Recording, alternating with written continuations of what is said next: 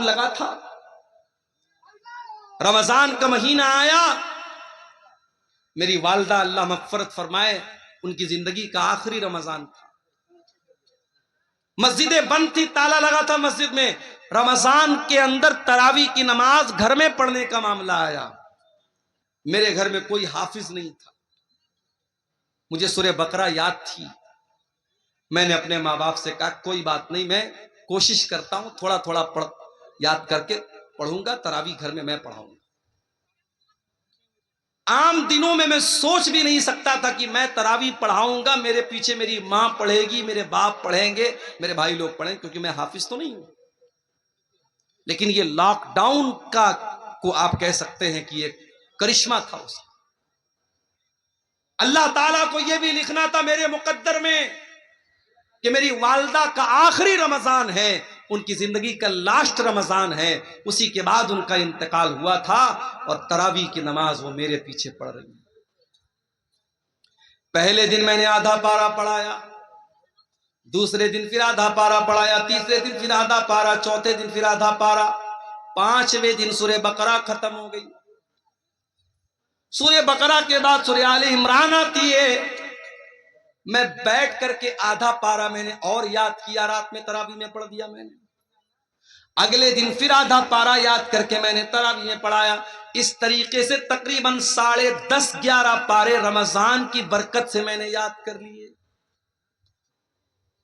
Lock down کے period میں میرے پیارے بھائیوں آدھا پارا روز بیٹھ کر کے یاد کرتا تھا اور رات میں تراویح پڑھا دیتا تھا۔ یہ کوئی بڑائی کے طور پہ نہیں کہہ رہا ہوں، یہ قرآن کا کمال ہے، یہ قرآن کا اعجاز ہے۔ اللہ کہتا ہے وَلَقَدْ يَسَّرْنَا الْقُرْآنَ لِلذِّكْرِ فَهَلْ مِن مُدَّكِرٍ، او لوگو ہم نے قرآن کو آسان بنایا ہے یاد کرنے کے لیے، کیا ہے کوئی قرآن کو یاد کرنے والا؟ حضرت عمر بن سلمہ کہتے ہیں میں 6 سال کا بچہ تھا اور قرآن کو پڑھ پڑھ کر سن کر کے میں نے یاد کیا۔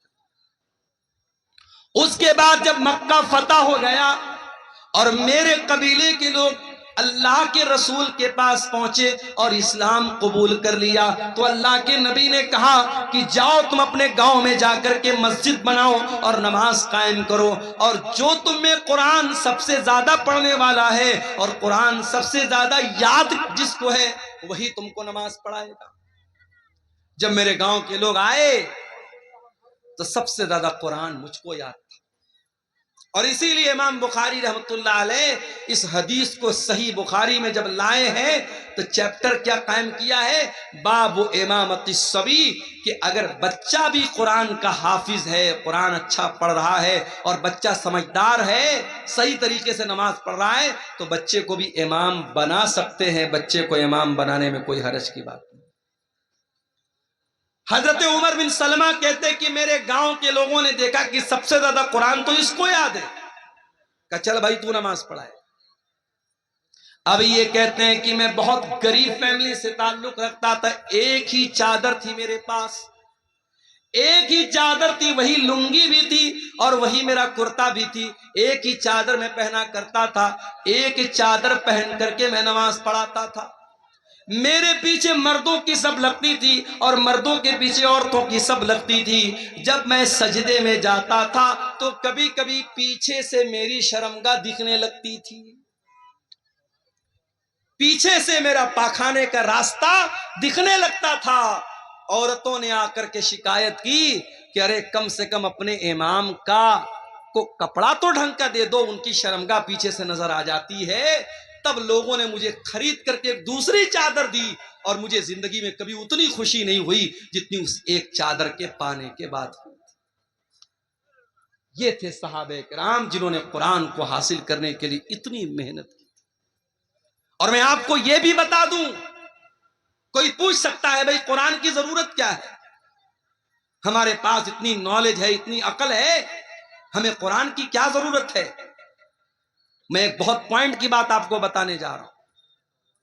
دیکھو نالج ہم حاصل کرتے ہیں 3 چیزوں سے۔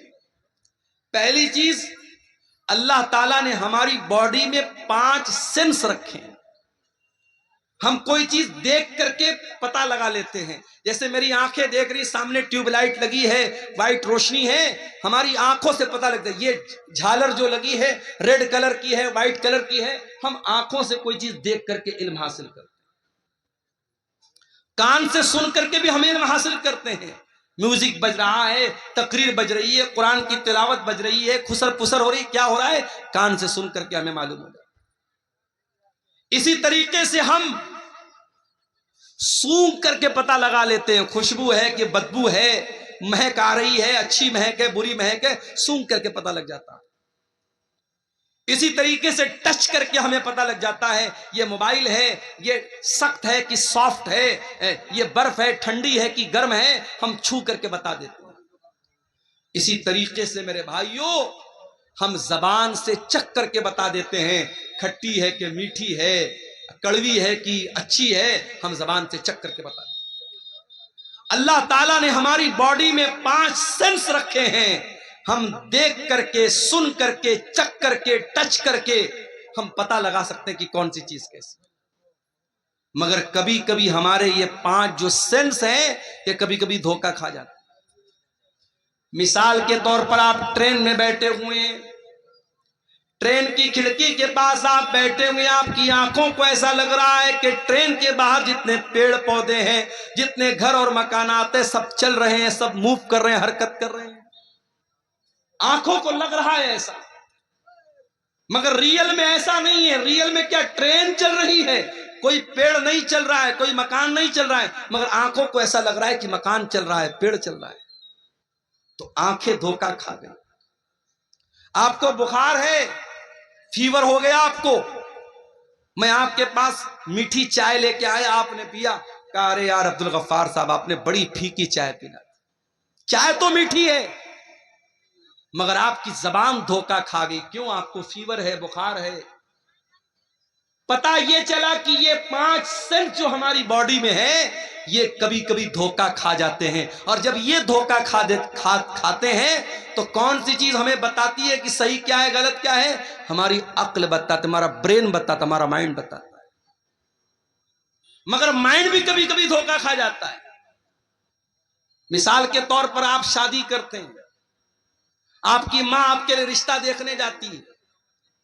عقل کہتی ہے کہ ارے رشتہ دیکھنے کے لیے باہر جانے کی کیا ضرورت ہے، اس کی بہن موجود ہے نا، اس کی بہن اسی گھر میں رہتی ہے، اس گھر کے سارے طور طریقے جانتی ہے، بہن سے شادی کیوں نہیں کرا دیتے؟ عقل کہتی ہے جب شادی ہی کرنا ہے تو باہر کیوں رشتہ دیکھ رہے ہو، گھر کے اندر کیوں نہیں کر لیتے؟ مگر یہاں عقل کی نہیں چلے گی، یہاں چلے گی اللہ کی وحی کیا کہتی ہے، اللہ کی شریعت کیا کہتی ہے، اللہ کا قرآن کیا کہتا ہے. اور اللہ کا قرآن کہتا ہے کہ بہن اور بیٹی سے شادی نہیں کر سکتے. تو پتہ یہ چلا کہ جہاں 5 سینس کام کرنا بند کر دے وہاں عقل کام کرتی ہے، اور جہاں عقل کام کرنا بند کر دے وہاں اللہ کی وحی کام کرتی ہے، اللہ کی شریعت کام کرتی ہے. اور اللہ کی شریعت 2 چیزوں کا نام ہے، ایک کا نام قرآن ہے اور ایک کا نام سنت ہے. انہی دونوں چیزوں کا نام شریعت ہے، انہی دونوں چیزوں کا نام اسلام ہے. اسی لیے اللہ کے نبی فرماتے ہیں انی قد ترکت فیکم شیئین، میں 2 چیزیں تمہارے بیچ میں چھوڑ کے جا رہا ہوں، لن تضلوا بعدہما، ان 2 چیزوں کو جب تک تم تھامے رہو گے کبھی گمراہ نہیں ہو سکتے. کتاب اللہ و سنت، ایک اللہ کی کتاب اور ایک میری سنت ہے. قرآن اور حدیث، انہی دونوں چیزوں پر جب تک پکڑے رہو گے، تھامے رہو گے، کبھی گمراہ نہیں ہو سکتے. تو قرآن میرے پیارے ساتھیو اللہ کی آخری کتاب، اور یہ واحد کتاب ہے جس کی حفاظت کی گارنٹی اللہ تعالیٰ نے خود لی. تورات کی حفاظت کی گارنٹی ان کے علماء کو دی گئی، زبور کی حفاظت کی گارنٹی ان کے علماء کو دی گئی، انجیل کی حفاظت کی گارنٹی ان کے علماء کو دی گئی. مگر جب قرآن اللہ نے نازل کیا تو اعلان کر دیا انا نحن نزلنا الذکر وانا لہ لحافظون، او لوگو اس قرآن کو ہم نے اتارا ہے اور اس قرآن کی حفاظت کرنے والے بھی ہم ہیں. قرآن کی حفاظت اللہ کرتا ہے. دنیا کے اندر جتنے قرآن کے نسخے ہیں، سارے نسخے اگر جلا بھی دیے جائیں، ختم بھی کر دیے جائیں، نشٹ بھی کر دیے جائیں، 5 سال کا بچہ آئے گا اور کہے گا آؤ مجھ سے سن لو، الحمدللہ رب العالمین سے لے کر کے من الجنۃ والناس تک پورا قرآن پڑھ کے سنا دے گا۔ یہ اللہ نے قرآن کی حفاظت کا سسٹم رکھا ہے، اللہ نے قرآن کی سرکشا کا یہ سسٹم رکھا ہے۔ اور یہ بھی یاد رکھو میرے بھائیو، قرآن شفا بھی ہے۔ ہم نے یہ سمجھا قرآن ہمارے بخار اور زکام کی دوا ہے، بچے کو نظر لگ گئی قرآن پڑھ کے دم کر دیا، کوئی بیمار ہو گیا قرآن پڑھ کے دم کر دیا۔ ہم نے قرآن کو جسم کی بیماریوں کے لیے شفا بنا کے رکھا ہے۔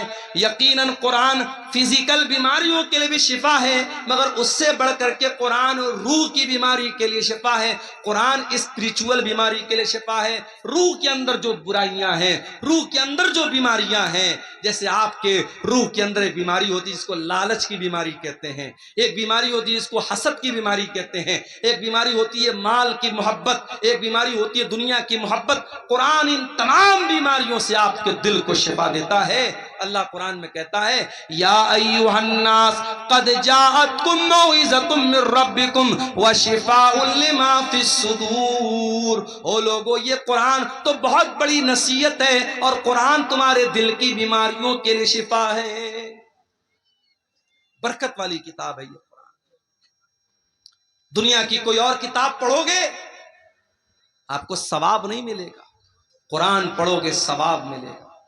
کتنا ثواب ملے گا؟ اللہ کے نبی فرماتے ہیں من قرأ حرفا من کتاب اللہ، جو قرآن کا ایک حرف پڑھے گا فلہ حسنۃ، تو اس کو ایک نیکی ملے گی، والحسنۃ بعشر امثالھا، اور ایک نیکی کا ثواب اللہ تعالیٰ کے ہاں 10 نیکی کے برابر ہے۔ تو ایک حرف پڑھنے پر آپ کو 10 نیکی ملے گی۔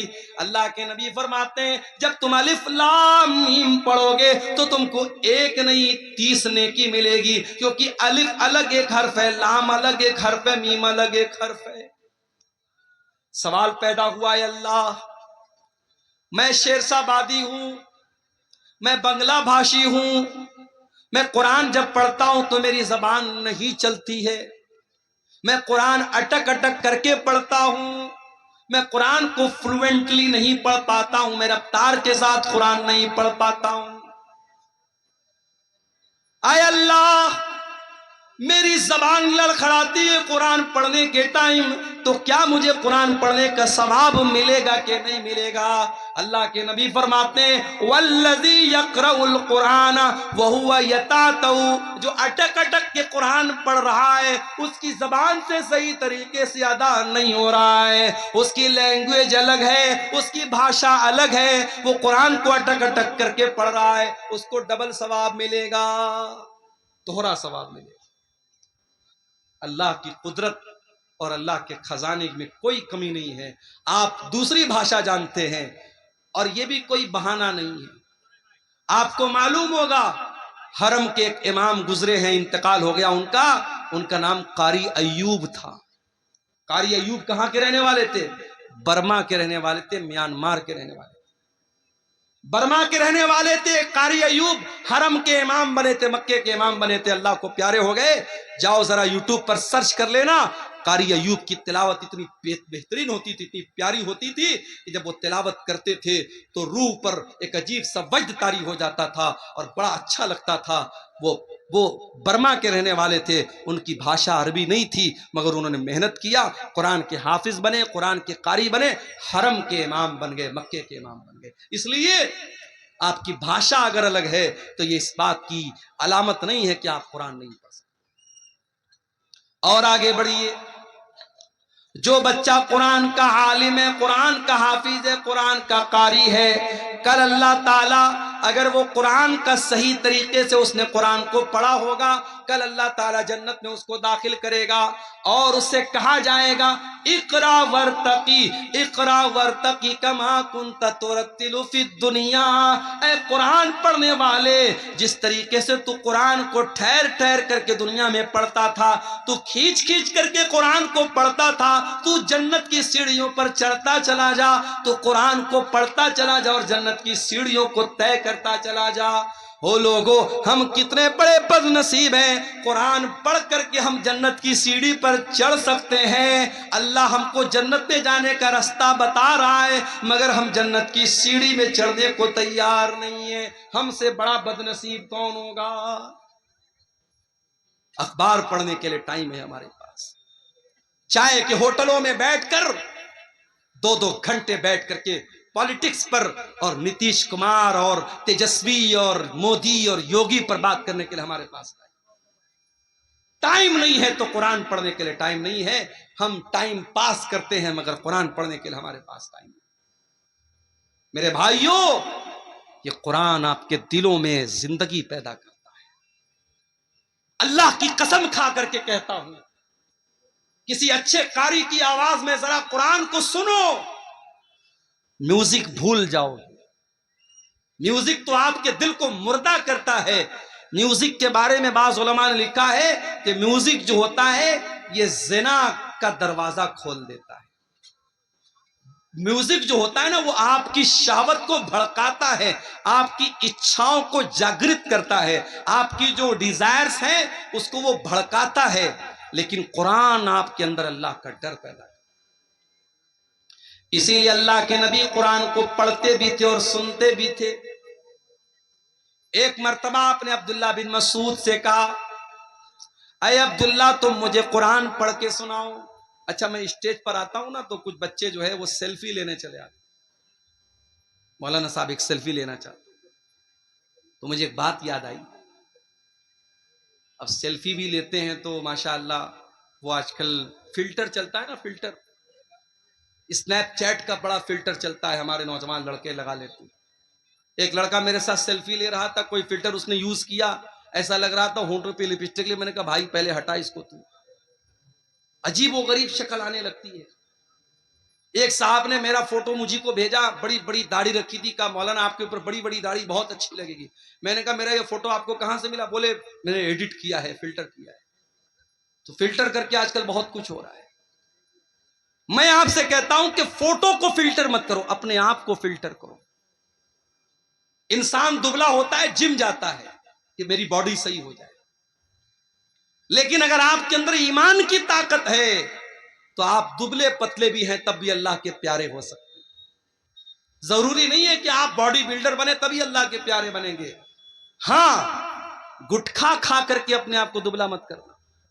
یہ جتنے گٹکھا کھانے والے لڑکے نا، وہ حضرت موسیٰ علیہ السلام کا واقعہ یاد ہے کہ نہیں؟ موسیٰ علیہ السلام نے ایک آدمی کو ایسا مکہ مارا، ایک مکہ مارا وہ مر گیا۔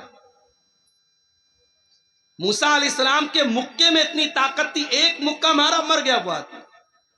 اور آج کل ہمارا نوجوان گٹکھا کھا کھا کر کے اتنا کمزور ہو چکا ہے کہ وہ کسی کو مکہ مارے گا تو خود ہی گر جائے۔ تو گٹکھا کھا کر کے اپنے آپ کو برباد مت کرو۔ بعض لوگ کہتے ہیں صاحب گٹکا حرام نہیں ہے، تمباکو حرام نہیں ہے، بیڑی حرام نہیں ہے۔ کیوں حرام نہیں ہے؟ کہتے مکروہ ہے۔ تمباکو اور بیڑی اور سگریٹ اور گٹکھا کو جو لوگ مکروہ کہتے ہیں وہ دین کا مذاق اڑاتے ہیں، کیونکہ گٹکھا، تمباکو، بیڑی، سگریٹ، کھینی، یہ تمام چیزیں آپ کے شریر کو برباد کر رہی ہیں، اور جو چیزیں آپ کے شریر کو برباد کرے وہ حرام ہیں، وہ مکروہ نہیں ہے۔ معاف کیجیے، مکروہ کس کو بولتے ہیں؟ ایک سوال ابھی میرے پاس ہے، میری جیب میں پرچی رکھی ہوئی ہے۔ ایک صاحب نے سوال کیا، مولوی صاحب ذرا اس مسئلے کو بیان کر دیجئے گا کہ ایک آدمی جنگیہ پہن کر اور گمچھا رکھ کر کے سال کی سال نماز پڑھاتا ہے اور مسئلہ بیان کرتا ہے کہ نماز ہو جائے گی۔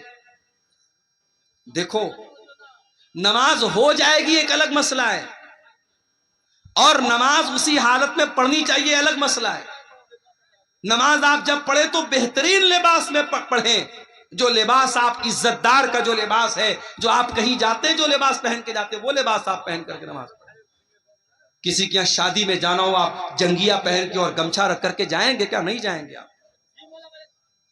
پردھان جی اپنے گھر پہ آپ کو بلائیں گے، آپ بہترین سفید کرتا پائجامہ پہن کر، خوشبو لگا کر، تیل لگا کر کے سج سمر کے جائیں گے کیا وہ آپ جنگیا پہن کر اور گمچھا رکھ کر کے؟ نماز پڑھنے جا رہے ہو، اللہ کی عبادت کرنے جا رہے ہو اور گمچھا رکھ کر کے اور جنگیا پہن کر کے نماز پڑھ رہے ہو، یہ مناسب نہیں ہے میرے بھائی۔ مکروہ اس عمل کو کہتے ہیں جو مستحب کے خلاف ہو۔ مثال کے طور پر مسجد میں آپ جاتے ہیں، مستحب یہ ہے کہ پہلے داہنا پیر اندر ڈالیں اور پھر بایاں پیر اندر ڈالیں، اور مکروہ یہ ہے کہ آپ پہلے بایاں ڈالیں اور بعد میں دایاں ڈالیں، یہ مکروہ ہے۔ جو چیز حرام ہے، سگریٹ، بیڑی، تمباکو، یہ سب چیزیں حرام ہیں، یہ مکروہ نہیں ہے، معاف کیجیے۔ عبداللہ بن مسعود رضی اللہ تعالیٰ عنہ بہت دبلے پتلے تھے۔ ایک بار وہ پیڑ پہ چڑھ کر کے مسواک توڑ رہے تھے، اتنے دبلے پتلے تھے کہ ان کی پتلی پتلی ٹانگیں ہوا میں لہرا رہی تھی، اور صحابہ کرام دیکھ کر کے ہنس رہے تھے کہ دیکھو عبداللہ کی ٹانگیں کتنی پتلی پتلی ہیں۔ اللہ کے نبی نے پوچھا کیوں ہنس رہے ہو؟ کہا اے اللہ کے نبی ذرا دیکھیے عبداللہ کی ٹانگیں کتنی پتلی پتلی۔ آپ نے فرمایا کہ تم عبداللہ کی ٹانگوں کو پتلا سمجھ کر کے مذاق اڑا رہے ہو۔ لہما اسقلان علی المیزان من احد، اللہ کی قسم عبداللہ کی یہ پتلی پتلی ٹانگ قیامت کے دن ترازو کے اوپر احد پہاڑ سے زیادہ وزندار ہوگی۔ اللہ کے آپ کا کیریکٹر تولا جائے گا، آپ کا ایمان تولا جائے گا، آپ کا عمل تولا جائے گا۔ اگر آپ فزیکلی کمزور بھی ہیں میرے بھائیوں، اللہ کیا اس کی ویلیو نہیں۔ عبداللہ بن مسعود بہت دبلے پتلے تھے مگر آواز بہت اچھی تھی، قرآن پڑھتے تھے، اتنا بہترین قرآن پڑھتے تھے۔ اللہ کے نبی فرماتے ہیں جس کو قرآن بالکل تازہ تازہ سننا ہو، بالکل فریش فریش سننا ہو، وہ عبداللہ بن مسعود سے قرآن سننا۔ اللہ کے نبی فرماتے ہیں عبداللہ اقرا علی القرآن، مجھے قرآن پڑھ کر کے سناؤ، بخاری کی روایت ہے۔ حضرت عبداللہ کہتے ہیں اللہ کے نبی میں آپ کو قرآن کیسے پڑھ کے سناؤں؟ یہ قرآن تو آپ ہی کے اوپر اترا ہے، آپ ہی کے اوپر نازل ہوا ہے، میں آپ کو قرآن کیسے پڑھ کے سناؤں؟ آپ نے فرمایا اے عبداللہ میں آج دوسرے کے منہ سے قرآن سننا چاہتا ہوں۔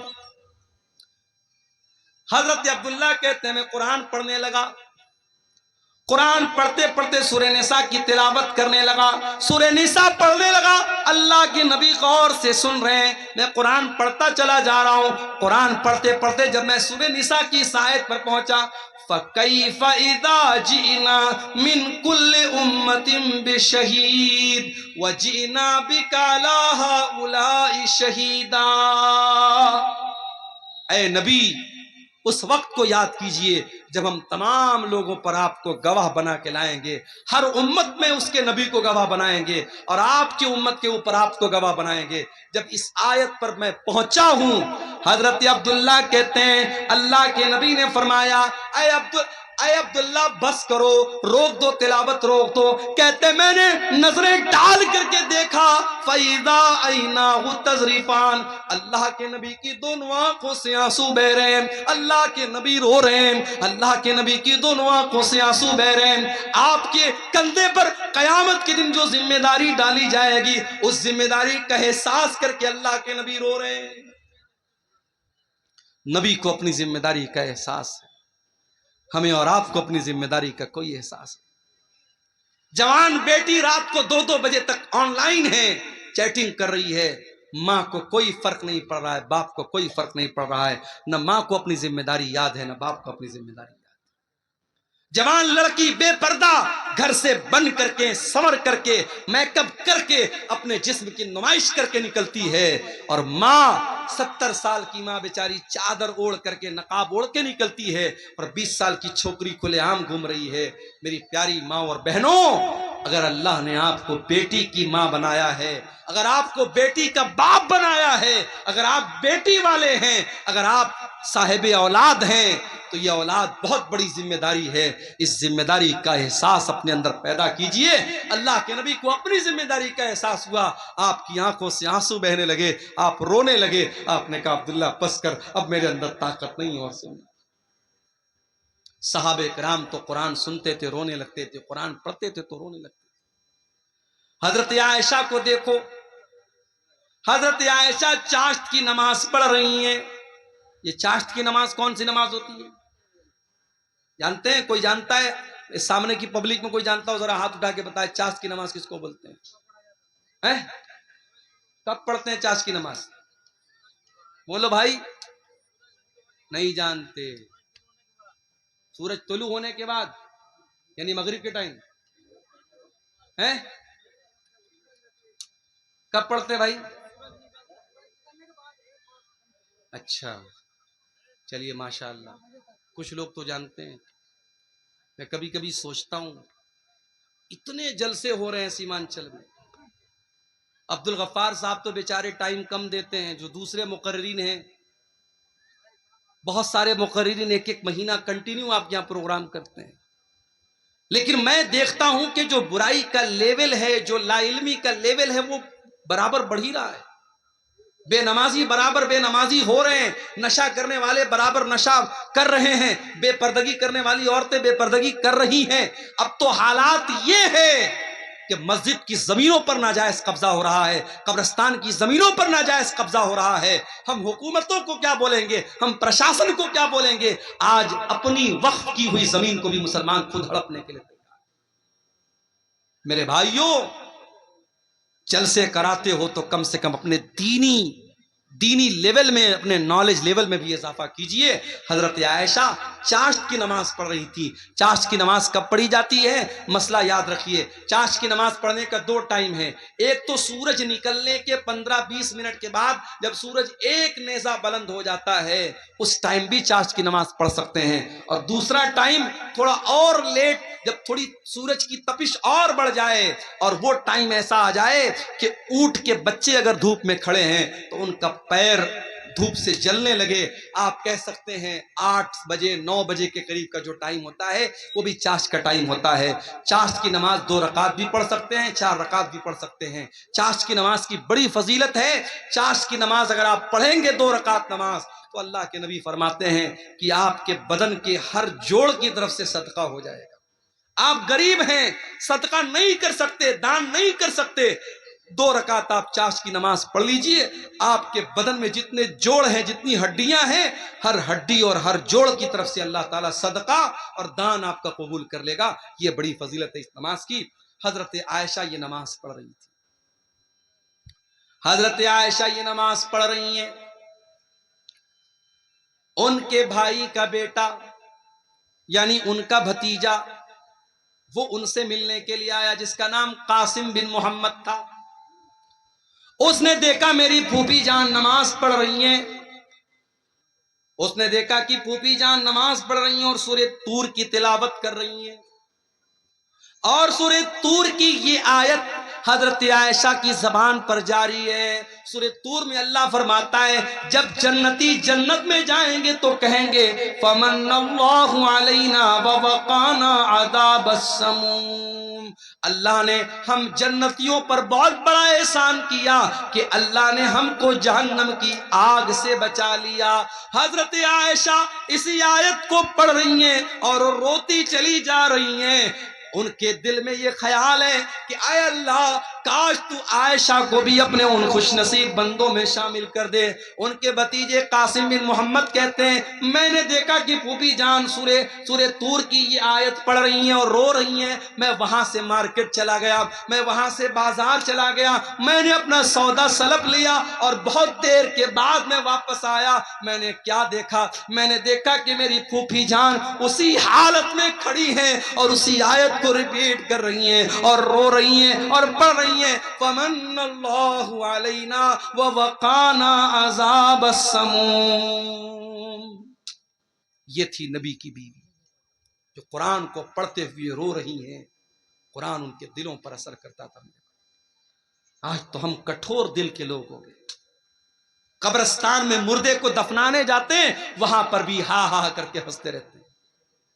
قبرستان میں کھڑے ہو کر کے ہم دنیا کی باتیں کرتے ہیں، پالیٹکس کی باتیں کرتے ہیں، راجنیتی کی باتیں کرتے ہیں، جبکہ اللہ کے پیارے نبی جب قبرستان جایا کرتے تھے انصاری صحابی کا جنازہ ہے، جنازے کو قبر میں اتارا جا رہا ہے، اللہ کے نبی قبر کے کنارے بیٹھے ہوئے ہیں اور آپ کے صحابہ بھی آپ کے آس پاس بیٹھے ہوئے ہیں۔ آپ نے قبر کو دیکھا اور قبر میں اپنے صحابی کی لاش کو اترتے ہوئے دیکھا، اللہ کے نبی رونے لگے، فبکا، آپ کی آنکھوں سے آنسو بہنے لگے اور آپ بھی رونے لگے اور آپ کے آس پاس جتنے صحابہ تھے وہ سب رونے لگے، اور اللہ کے نبی اپنے صحابہ سے کہنے لگے، لِمِثْلِ هَذَا فَأَعِدُّوا یا اخوانی، اے میرے بھائیو، اے میرے صحابہ، اس قبر کی تیاری کرو، یہاں تم سب کو آنا ہے۔ بنارس سے ایک مرتبہ میں ایک پروگرام میں جا رہا تھا، تقریباً 150-200 کلومیٹر دور ایک جگہ پڑتی ہے شاہ گنج، میں وہاں پروگرام میں جا رہا تھا۔ ہمارے ایک ساتھی تھے، کار چلا رہے تھے، راستے میں ایک جنگل آیا، اچانک ان کی ہیڈ لائٹ نے کام کرنا بند کر دیا، جنگل کے بیچ میں ہیڈ لائٹ نے کام کرنا بند کر دیا، گھپ اندھیرا، جنگل کے بیچ میں کار کھڑی ہے، ہم کار کے اندر ہیں، اے سی چل رہی ہے، لیکن لائٹ بند ہو گئی، اندھیرا ہو گیا، تو ہمارے دل اور دماغ میں ڈر کی ایک لہر دوڑ گئی۔ غور کرو میرے پیارے بھائیوں، ہم قبر کے اندر جب جائیں گے، ہمارے ماں باپ ہم کو دفنانے کے بعد، ہمارے بچے ہم کو دفنانے کے بعد، ہمارے رشتہ دار ہم کو دفنانے کے بعد مٹی اپنے ہاتھ سے جھاڑ کر کے چلے جائیں گے، منکر نکیر آئیں گے، اس قبر کی تاریکی میں ہمارے پاس کوئی موبائل کا ٹارچ نہیں ہوگا جس کو ہم جلا سکیں، کوئی اے سی اور کولر نہیں ہوگا جس کی ہوا کھا سکیں، منکر نکیر آئیں گے اور 3 سوال کریں گے، من ربو کا، من نبیوں کا، ماں دینوں کا، اے اللہ کے بندے تو بتا تیرا رب کون ہے، تو بتا تیرا دین کیا ہے، تو بتا تیرے نبی کون ہے۔ اور یہ 3 سوالوں کا جواب میتھمیٹکس کی بکس میں نہیں ملے گا، ان تینوں سوالوں کا جواب وگیان اور سائنس کی کتابوں میں نہیں ملے گا، ان تینوں سوالوں کا جواب ہسٹری اور اتہاس کی کتاب میں نہیں ملے گا، بھگول کی کتاب میں نہیں ملے گا، ہائی اسکول اور انٹر کے سلیبس میں نہیں ملے گا، ان تینوں سوالوں کا جواب مدرسہ دارالقرآن عزیزیہ کے جو بچے جس کتاب کو پڑھ کے حافظ ہوئے ہیں اس کتاب کے اندر ملے گا۔ قرآن جواب دے گا ان تینوں سوال کا، تیرا رب کون ہے، تیرا دین کیا ہے، تیرے نبی کون ہے۔ اور جب بندہ صحیح جواب دے گا، میرا رب اللہ ہے، میرا دین اسلام ہے، میرے نبی محمد صلی اللہ تعالی علیہ وسلم ہے، تو فرشتہ پوچھے گا کہ تجھے یہ سوال، ان سوالوں کا جواب تجھے کیسے پتا چلا؟ تو بندہ کہے گا قرأت کتاب اللہ، اے اللہ میں نے قرآن کو پڑھا تھا، میں نے اللہ کی کتاب کو پڑھا تھا، قرآن پڑھا تھا، اس لیے میں نے ان تینوں سوالوں کا جواب دیا۔ تو میرے بھائیوں اس کتاب پر آپ محنت کرو، اس کتاب کے پڑھنے والے یہاں بچے پڑھ رہے ہیں، مدرسوں کو حقیر مت جانو میرے بھائی، مدرسوں میں پڑھانے والے ان مولویوں کو حقیر مت جانو۔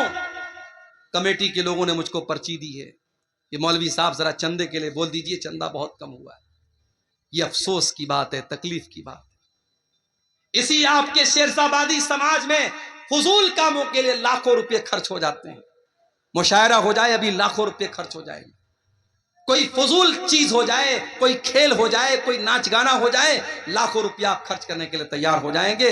یہ سال بھر کے مدرسے کا بجٹ آپ کے اس چندے سے چلتا ہے، اور آج اگر جلسے والوں کو اردو بھاشی مقرر سے یہ کہنا پڑے کہ چندہ کم ہوا ہے، آپ تعاون کی اپیل کیجئے، تو یہ ہمارے اور آپ کے لیے چلو بھر پانی میں ڈوب مرنے کا مقام ہے۔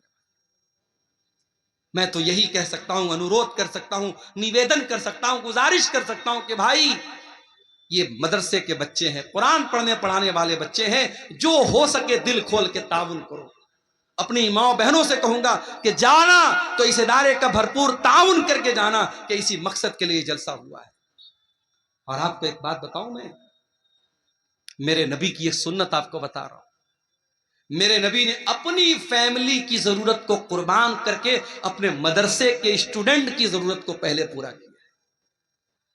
آپ کی سب سے چھوٹی بیٹی جس کا نام فاطمہ تھا، ان کو پتا لگا کہ میرے ابا کے پاس کچھ غلام آئے ہیں، کچھ نوکر آئے ہیں، کچھ لونڈیاں آئی ہیں، تو وہ اللہ کے نبی کے پاس آئی کہ کوئی ایک نوکر مجھ کو مل جائے، کوئی ایک نوکرانی مجھ کو مل جائے، میرے گھر کا کچھ کام آسان ہو جائے۔ حضرت فاطمہ کی ملاقات اللہ کے رسول سے نہیں ہوئی۔ حضرت فاطمہ نے اللہ کے نبی کو پیغام اپنا پہنچا دیا حضرت عائشہ کے ذریعے کہ میرے ابا آئے تو بتا دینا کہ آپ کی بیٹی آئی تھی اور غلام آئے ہیں، ایک غلام آپ کی بیٹی کو مل جائے یا ایک لونڈی آپ کی بیٹی کو مل جائے تو بیٹی کا کام آسان ہو۔ اللہ کے نبی شام کو آتے آپ کو معلوم ہوتا ہے کہ آپ کی بیٹی غلام کے لیے آئی تھی، نوکر کے لیے آئی تھی۔ بخاری کے الفاظ، اللہ کے نبی شام کو اپنی بیٹی کے گھر پہنچتے ہیں۔ حضرت علی کہتے ہیں ہم دونوں میاں بیوی بستر پر بیٹھے ہوئے تھے، اللہ کے نبی آتے ہیں، دروازہ کھٹکھٹاتے ہیں، اندر آتے ہیں اور بستر پہ آ کر کے اپنی بیٹی اور داماد کے بغل میں بیٹھ جاتے ہیں، اور اللہ کے نبی اپنی بیٹی سے کہتے ہیں اے میری بچی، مجھے پتا چلا کہ تو غلام لینے کے لیے میرے پاس آئی تھی، تو لونڈی لینے کے لیے میرے پاس آئی تھی، اے میری بچی ابھی تو میرے مدرسے کے جو طلباء ہیں، جو اصحاب صفہ ہیں، جو دین حاصل کرنے کے لیے جو میرے غریب صحابہ مسجد میں رہتے ہیں، اے میری بچی ان کے کھانے کا انتظام نہیں ہے، ان کے جینے کا انتظام نہیں ہے، اے میری بچی ان غلاموں کو بیچ کر کے پہلے میں ان کا انتظام کروں گا، اس کے بعد میں دیکھوں گا میری بیٹی کو کیا ضرورت ہے۔ اللہ اکبر۔ نبی کی سنت کو بھی آج زندہ کرنے کی ضرورت ہے میرے بھائیوں۔ اللہ کے نبی نے پہلے اپنی بیٹی کی ضرورت کو پورا نہیں کیا، پہلے اپنے مدرسے کے بچوں کی ضرورت کو پورا کیا۔ حقیر نہ جانو ان مدرسے کے بچوں کو۔ اللہ کے نبی فرماتے خیرکم من تعلم القرآن وعلمہ، تم میں سب سے بہترین انسان وہ ہے جو قرآن کو سیکھتا ہے، جو قرآن کو سکھاتا ہے، جو قرآن کا ٹیچر ہے، جو قرآن کا اسٹوڈنٹ ہے، اس سے بہترین کوئی انسان نہیں ہے۔ آپ کی نظر میں سائنس پڑھانے والے کی سیلری کتنی ہونی چاہیے؟ 20,000۔ آپ کی نظر میں گणت پڑھانے والے ٹیچر کی سیلری کتنی ہونی چاہیے؟ 15,000۔ اور قرآن پڑھانے والے ٹیچر کی 10,000، 8,000، 6,000۔ ابھی بنگال میں ہمارا ایک دوست رہتا ہے، ایک مدرسے میں پڑھاتا ہے۔ بنگال میں ممتا بنرجی جو ہے وہاں امام کو بھی کچھ سیلری دیتی ہے، بیچارہ اپنے محلے کی مسجد میں امامت بھی کراتا ہے، مدرسے میں بھی پڑھاتا ہے۔ پرائیویٹ مدرسے کے جو ناظم ہوتے ہیں، جو کمیٹی ہوتی ہے، جو سیکریٹری ہوتی ہے نا، وہ اپنے آپ کو مودی اور یوگی سے بھی بڑا ڈکٹیٹر سمجھنے لگے۔ اس مدرسے کی کمیٹی کے لوگوں نے کیا کہا کہ مولوی صاحب آپ ہمارے مدرسے میں پڑھا رہے ہیں تو 24 گھنٹے آپ کو ڈیوٹی کرنا پڑے۔ کا کیا مطلب؟ کہا 2 بجے تک آپ کو بچوں کو پڑھانا ہے، پھر شام کو ہاسٹل کی نگرانی بھی آپ کو کرنا ہے، رات بھی یہیں گزارنا ہے، ہم آپ کو 12,000 سیلری دیتے ہیں، آپ سے سارا کام لیں گے۔ ہمارے دوست نے کہا کہ بھائی مجھے بخش دو، میں امام بھی ہوں اپنے محلے کی مسجد کا، میں ڈیلی آتا جاتا ہوں، میرا خیال کرو، میں رمضان میں اتنی محنت سے چندہ لاتا ہوں، میرا خیال کرو۔ کہا نہیں، کوئی خیال نہیں رکھا۔ ڈکٹیٹرشپ چل رہی ہے مدرسوں کی مینجمنٹ کے اندر، اور ان پرائیویٹ پڑھانے والے غریب اساتذہ اور معلمین پر بڑا ظلم بھی ہوتا ہے میرے بھائی۔ اللہ کے واسطے ایسا نہ کرو، کسی کی مجبوری کا فائدہ نہ اٹھاؤ، کسی کو حد سے زیادہ دکھ نہ دو۔ یہ قرآن پڑھنے پڑھانے والے، ان کا مقام بہت اونچا ہے، ان کی قدر کرو، ان کی عزت کرو، ان کو اچھی تنخواہیں دو۔ اور میں نے ایک بات اور کہی تھی، آپ کے اسی سیمانچل کے علاقے میں پروگرام ہوا تھا، میں نے کہا تھا کہ آج مسجدوں کے امام کی رہنے کی جگہ نہیں ہے۔ ہمارے اسحاق بھائی آئے ہیں، کھیڑیا ہاٹ میں ان کا مسجد کے امام ہیں، ان کے کمرے میں جاتا ہوں، چھوٹا سا کمرہ ہے، شادی ہو چکی ہے، فیملی کو لے کے نہیں رہ سکتے۔ کتنی مسجدیں ہیں جہاں امام کو رہنے کے لیے جو کمرہ ملتا ہے، وہ کمرہ اتنا چھوٹا ہوتا ہے کہ امام صاحب بیچارے پورا پیر پھیلا دے تو کمرہ پورا فل ہو جائے۔ امام صاحب کے بیوی بچے کہاں رہیں گے؟ نہیں صاحب، امام صاحب بیچارے اللہ کے نیک بندے ہیں، ان کے بیوی بچے آرام سے اپنے گھر میں رہیں گے۔ آپ پسند کریں گے کہ آپ زندہ ہیں اور آپ کے بچے یتیم ہو جائیں، آپ زندہ ہیں اور آپ کی بیوی بیوہ ہو جائیں؟ اور مجھے کہنے دیجئے کہ آج بہت سارے مدرسوں سے جو کانڈ ہوتے ہیں، جو واقعات ہوتے ہیں بدفعلی کے اور حرام کاموں کے، اس کی بہت بڑی وجہ یہ ہے کہ آج بہت سارے مدرسوں کے ٹیچروں کو فیملی سے دور رکھا جاتا ہے۔ میرا بس چلے تو ہر مدرسے میں یہ قانون لگا دوں کہ جتنے بھی ٹیچر رہیں گے فیملی کے ساتھ رہیں گے، بیوی بچوں کے ساتھ رہیں گے، ان کے بیوی بچوں کے ساتھ ان کا انتظام کیا جائے، ورنہ ان مدرسوں کو بند کر دیا جائے۔ 6 مہینہ انسان شادی شدہ ہے، بیوی بچے والا ہے، بیوی سے دور رہے گا، شیطان طرح طرح کے خیالات ڈال سکتا ہے، شیطان غلط راستے پر ڈال سکتا ہے۔ میرے پیارے ساتھیوں، یہ صحابہ کا دور نہیں ہے، یہ صحابہ کا زمانہ نہیں ہے، یہ تابعین کا زمانہ نہیں ہے۔ اپنی مسجدوں کے امام کو اگر گندگی سے بچانا چاہتے ہو، اپنے مدرسے کے ٹیچروں کو غلط کام سے بچانا چاہتے ہو، تو ان کو فیملی کوارٹر کا بھی انتظام کرو۔ آج اگر آپ کی کمائی اپنے لیے ہے، اگر آپ اپنے گھر کے لیے، اپنے بچوں کے لیے بہترین گھر بناتے ہو، تو مدرسے میں پڑھانے والے ان ٹیچروں کے لیے بھی آپ کو فیملی کوارٹر کا انتظام کرنا چاہیے۔ آج افسوس ہوتا ہے مجھے میرے بھائی، اتنے بڑے بڑے جلسے ہوتے ہیں سیمانچل میں، اتنے بڑے بڑے ٹینٹ لگائے جاتے ہیں، دور دور تک لاؤڈ اسپیکر کی آواز جا رہی ہے، لائٹنگ کی گئی ہے، کئی لاکھ روپے ایک جلسے پر خرچ ہوتے ہیں، اور علاقہ اتنا کمزور ہوتا ہے کہ راستے میں چل کے آؤ تو راستہ پورا خراب ہے، کہیں چلنے کے لائق نہیں ہے۔ اس کے باوجود اتنے خرچے کر کے مدرسے کا جلسہ ہوتا ہے، لیکن جب آخر میں حساب ہوتا ہے، مولوی صاحب چندہ بہت کم ہوا ہے، یہ رونا عام طور سے رویا جاتا ہے۔ ایسا کیوں ہو رہا ہے میرے بھائیوں؟ اس پر ہمیں اور آپ کو غور کرنے کی ضرورت ہے۔ اگر ان جلسوں کے چندے سے مدرسے نہیں چل پا رہے ہیں تو پھر کوئی دوسرا سسٹم نکالو، آپ جلسہ مت کراؤ۔ آپ سال میں پورے سیمانچل میں اگر 100 جلسے ہوتے ہیں، 100 نہ ہو 10 جلسے ہوں، 10 جلسے ہوں، اور 10 جلسے جو ہوں تبلیغی جلسے ہوں، دین پھیلانے کے لیے ہوں، کوئی میلہ ٹھیلا نہ لگے، کوئی لڑکیوں کا بازار میں ان کی بھیڑ نہ لگے، کوئی بے پردگی نہ ہو، قاعدے سے شریعت اور قاعدے اور قانون کے حساب سے پروگرام ہو، اور مدرسے کا چندہ آپ پرائیویٹ طور پر، انڈیویجول طور پر آپ دیں تو انشاءاللہ بہت حالات کی اصلاح ہو سکتی ہے۔ مگر مسئلہ وہی ہے، ہم سے جب کوئی پوچھتا ہے سیمانچل کا کیا حال ہے، زبان پر وہی لائن آتی ہے، وہی ہے چال بے ڈنگی جو پہلے تھی وہ اب بھی، وہی ہے چال بے ڈنگی جو پہلے تھی وہ اب بھی ہے۔ دنیا کہاں سے کہاں پہنچ گئی، سیمانچل کا علاقہ آج وہیں کا وہیں ہے، جہالت ویسی ہی ہے، غربت ویسی ہی ہے، دین سے دوری ویسی ہی ہے، بے پردگی دن بدن بڑھ رہی ہے، نوجوانوں میں شراب اور نشے کا رجحان بڑھ رہا ہے۔ میرے پیارے ساتھیوں، آؤ قرآن پر میں نے پوری تقریر قرآن پر کی ہے۔ ایک بڑی خاص بات اور آخری بات بیان کر کے بات ختم کروں گا کہ قرآن پر عمل بھی ہمیں اور آپ کو کرنا ہے۔ صرف قرآن کو پڑھنا کمال نہیں ہے، قرآن کو سننا کمال نہیں ہے، قرآن پر عمل بھی ہمیں اور آپ کو کرنا ہے۔ حضرت عمر فاروق کے پاس ایک آدمی آیا، اس نے حضرت عمر سے کہا، اے عمر تم ہمارے ساتھ ناانصافی کرتے ہو، اے عمر تم ہمارے ساتھ ناانصافی کرتے ہو، ہمیں پیسہ نہیں دیتے ہو، ہمیں تحفہ نہیں دیتے ہو۔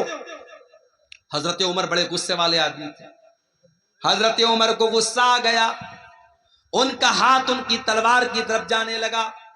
ان کے دربار میں ایک آدمی تھا، اس نے کہا کہ اے عمر ابن خطاب، کیا آپ نے اللہ کا کلام نہیں پڑھا ہے؟ کیا آپ نے رب کا قرآن نہیں پڑھا ہے؟ اللہ قرآن میں کہتا ہے خذ العفو وامر بالعرف واعرض عن الجاہلین۔ اللہ قرآن میں کہہ رہا ہے کہ اے میرے بندو معاف کر دیا کرو اور نیکی کا حکم دیا کرو اور جاہلوں سے منہ نہ لگا کرو، جاہلوں کو نظر انداز کیا کرو۔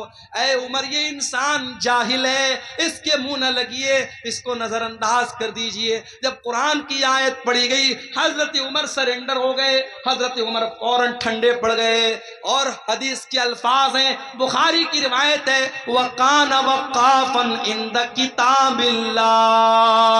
حضرت عمر کی عادت تھی، اگر قرآن پڑھا جاتا تھا اور قرآن کا کوئی حکم پیش کیا جاتا تھا، حضرت عمر فوراً سرنڈر ہو جاتے تھے اور مان لیتے تھے۔ میرے عزیزو، قرآن کی روشنی میں اپنی اصلاح کرو۔ قرآن کہتا ہے نماز قائم کرو، مسجدیں آج ویران ہیں، قرآن کہتا ہے زنا کے قریب مت جاؤ، اور آج زنا کے اڈے مسلمانوں سے آباد ہیں۔ قرآن کہتا ہے وَلَا يُبْدِينَ زِينَتَهُنَّ، عورتیں بے پردگی نہ کریں، اور آج ہماری اور آپ کی عورتیں بے پردگی کر رہی ہیں۔ قرآن کہتا ہے نشے کے قریب مت جاؤ، اور آج ہمارا نوجوان نشہ کر رہا ہے۔ قرآن کہتا ہے نماز اپنے ٹائم پر پڑھو، ہمارا نوجوان آج نماز سے دور ہے۔ قرآن کہتا ہے لوگوں سے بہترین اخلاق سے پیش آؤ، ہمارا نوجوان آج جو ہے وہ اخلاق کے معاملے میں بھی بڑا کمزور ہے۔ میرے پیارے ساتھیوں، قرآن پر آج عمل کرنے کی ضرورت ہے، اور اللہ قرآن میں جب قرآن کی فضیلت بیان کرتا ہے تو ساتھ میں یہ بھی کہتا ہے کہ یہ قرآن لِيَدَّبَّرُوا آیاتہ، قرآن تدبر کرنے کے لیے، قرآن غور کرنے کے لیے ہے۔ میرے عزیزوں، ڈیلی آدھا گھنٹہ صحیح، 1 گھنٹہ صحیح قرآن پڑھنے کے لیے ٹائم نکالو۔ آج بنگلہ بھاشا میں قرآن کا انواد موجود ہے، اردو زبان میں قرآن کا ترجمہ موجود ہے، انگلش میں قرآن کا ٹرانسلیشن موجود ہے۔ جو زبان آپ کو آتی ہے، جو بھاشا آپ کو آتی ہے، اس بھاشا میں قرآن کو لے کر کے بیٹھ جاؤ۔ آدھا گھنٹہ، میں زیادہ نہیں بولتا، آدھا گھنٹہ ڈیلی آپ قرآن کو دینا شروع کر دو۔ میں نہیں کہتا کہ موبائل کو آپ جو ٹائم دیتے ہو وہ آپ قرآن کو دے دو، وہ دے دو گے تو زندگی سنور جائے گی، لیکن کم سے کم منیمم آپ آدھا گھنٹہ قرآن کو ٹائم دو۔ میرے بھائیوں، آپ غور کریں گے زندگی میں برکتوں کو، آپ غور کریں گے، محسوس کریں گے زندگی میں برکتوں کو۔ آج افسوس کی بات یہ ہے کہ ہمارے پاس قرآن پڑھنے کے لیے ٹائم نہیں ہے۔ دنیا جہان کی کتابوں کو ہم پڑھتے ہیں لیکن قرآن کو نہیں پڑھتے ہیں۔ میرے بھائیوں، بزنس آپ کرتے ہیں، کاروبار آپ کرتے ہیں، کاروبار میں پروفٹ بھی ہوتا ہے، لاس بھی ہوتا ہے، فائدہ بھی ہوتا ہے، نقصان بھی ہوتا ہے، مگر قرآن کی تلاوت ایک ایسی تجارت ہے، ایک ایسا بزنس ہے، اس میں کبھی گھاٹا ہونے والا نہیں ہے۔ اللہ قرآن میں فرماتا ہے ان الذین یتلون کتاب اللہ، جو لوگ قرآن کی تلاوت کرتے ہیں، وَأَقَامُوا الصَّلَاةَ، نماز قائم کرتے ہیں، وَأَنفَقُوا مِمَّا رَزَقْنَاهُمْ سِرًّا وَعَلَانِيَةً، اور جو روزی ہم نے دی ہے اس میں سے خرچ کرتے ہیں، کھل کر کے بھی خرچ کرتے ہیں اور چھپ کر کے بھی خرچ کرتے ہیں۔ اللہ فرماتا ہے یرجون تجارت لن تبور، قرآن پڑھنے والا ایسا بزنس کر رہا ہے، ایسا ویاپار کر رہا ہے جس میں کبھی گھاٹا ہونے والا نہیں ہے۔ میرے پیارے ساتھیوں، آج کی پوری تقریر اسی قرآن کی فضیلت اور قرآن کی خصوصیات پر ہوئی ہے۔ یہ پوری تقریر سننے کے بعد بھی اگر ہم قرآن کو نہیں پڑھتے ہیں، قرآن پر غور نہیں کرتے ہیں، تو میں سمجھوں گا آپ ایک کان سے سننے آئے تھے اور دوسرے کان سے آپ نے اڑا دیا۔ لیکن ہاں، اتنے بڑے مجمع میں ہماری مائیں بہنیں بھی ہیں اور آپ بھی ہیں، کوئی ایک اللہ کا بندہ بھی اگر ایسا ہے جو آج کی تقریر سننے کے بعد یہ طے کر کے یہاں سے جائے کہ ہاں اب اپنی زندگی میں ہم قرآن کے لیے بھی ٹائم نکالیں گے، قرآن پر ہم محنت کریں گے، کچھ قرآن مدرسے کو دے دیں گے، کچھ قرآن مسجد میں رکھ دیں گے، کچھ اپنی کمائی کا حصہ ہم قرآن پڑھنے والے بچوں پر خرچ کریں گے، کچھ کمائی کا حصہ ہم دینی اداروں پر خرچ کریں گے، تو انشاءاللہ ہم جو ہے اس کا اثر اپنی زندگی میں میرے پیارے ساتھیوں محسوس کریں گے۔ جاتے جاتے ہمارے جو یوٹیوبر بھائی ہیں ان کو 2 پیغام دے کے بات ختم کرتا ہوں۔ دیکھو بھائیوں، مجھے آپ سے کوئی بیر نہیں ہے، میں ہر بار جب میں دورے پر آتا ہوں مجھ سے لوگ کہتے ہیں شیخ صاحب یوٹیوب والوں کا کیا ہوگا، لیکن جب میرے پاس وہ میسج آتا ہے مولوی صاحب آپ کی تقریر پر لڑکی کی تصویر بنی ہے، آپ کی تقریر پر مودی جی کی تصویر بنی ہے، آپ کی تقریر پر بھڑکاؤ جو ہے ٹائٹل دیا گیا ہے، بہت تکلیف ہوتی ہے۔ مقصد کیا ہے؟ ویو حاصل کرنا۔